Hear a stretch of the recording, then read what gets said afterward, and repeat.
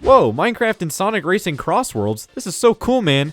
That'll be $90. Man, it seems like with every win Sonic takes, he just takes another L. And that's not an exception here. Sonic Racing CrossWorlds Digital Deluxe Edition will cost $90 US. That's fucking terrible. Don't get me wrong, even though I'm not that excited for Sonic Racing CrossWorlds, I was still going to buy the game, especially after there were so many character reveals like Joker from Persona 5, Miku, and fucking Steve and Alex from Minecraft. But $90 for the Deluxe Edition is just too much, man. It's too damn much. Now, you might be thinking, oh, this is the Deluxe Edition price. Maybe the content in the Deluxe Edition is worth that much.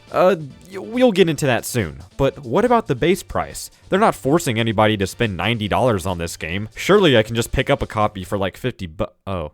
The Standard Edition for Sonic Racing CrossWorlds costs $70 US, making it the highest priced Sonic game so far. Yes, Sonic Racing CrossWorlds. Sonic Frontiers, the latest 3D mainline Sonic release, was $60. Sonic Superstars was $60. Sonic X Shadow Generations was $50. And the last Sonic Racing game, Team Sonic Racing, was $40.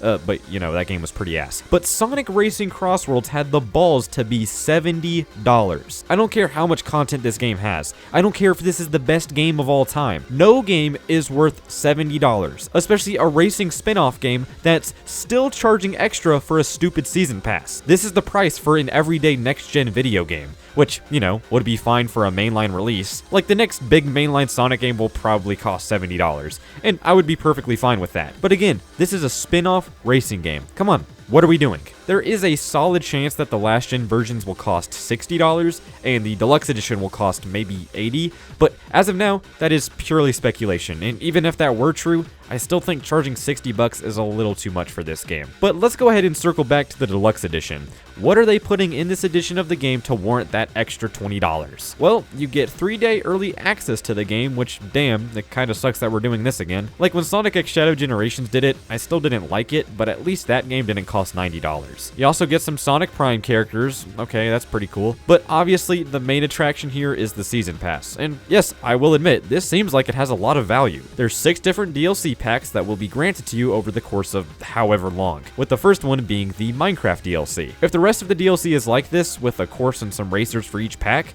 I would say the extra $20 is a pretty good deal for it, and I would buy it if the base game didn't cost $70, which I guess is kind of the main issue here. I think it's just really funny how I've been seeing so much love for Sonic Racing CrossWorlds, mainly because of the fact that Mario Kart World costs so much. $80 for the base edition of a video game is criminal, and I'm not trying to say that Sonic Racing CrossWorlds being priced like this is worse than how Mario Kart World is priced. But I think it's important to point out the fact how so many people have been crediting Sonic Racing CrossWorlds for being the pro-consumer choice, for being the affordable option, while Mario Kart was a result of Nintendo's greed and anti-consumerism.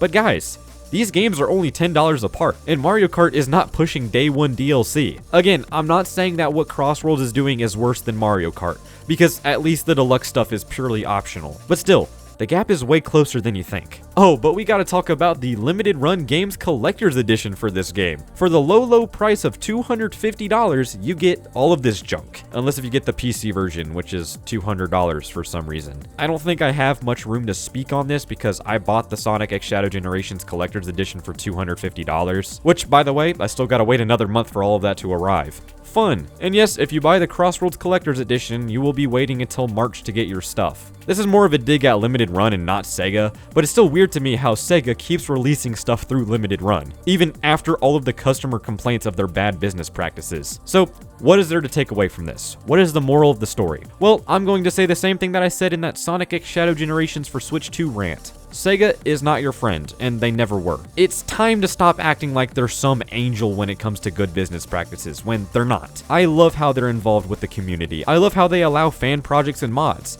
I love how SEGA has forever been pro-community. But they are not pro-consumer. I feel like there needs to be a well-established difference between the two. SEGA has forever been practicing things like this, even when Sonic wasn't in his best spot. Like, remember when they tried to charge real money for Super Sonic and Sonic Forces? Remember when they charged extra money for some remixes in Sonic Colors Ultimate? You know what? Remember Sonic Colors Ultimate, Sonic Origins, Sonic Boom Rise of Lyric, Sonic 06? All of those full-priced games that definitely weren't finished? You know what? I think I've made my point. I've said what I needed to say. I will not be buying Sonic Racing CrossWorlds at launch, but if you want to buy it, then go right ahead. Who am I to tell you what to do with your own money? That will never make sense to me. Like, when people were buying Mario Kart World, people started hating, and I don't think that's cool. So even though I personally don't want to buy CrossWorlds at $90, I'm not going to knock anybody for doing it themselves. Just buy whatever makes you happy. These are just my opinions. But that's all for me. Thank you all so much for watching, and I'll see you all later. Goodbye.